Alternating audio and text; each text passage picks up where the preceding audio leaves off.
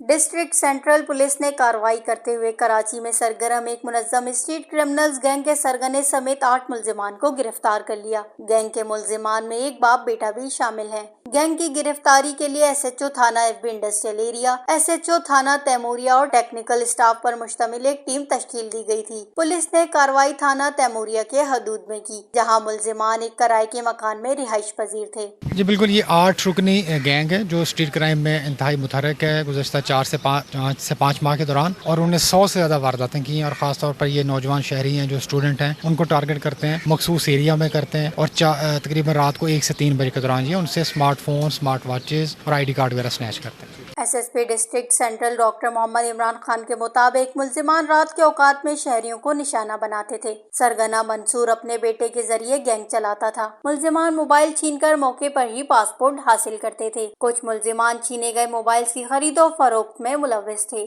وش news, Karachi.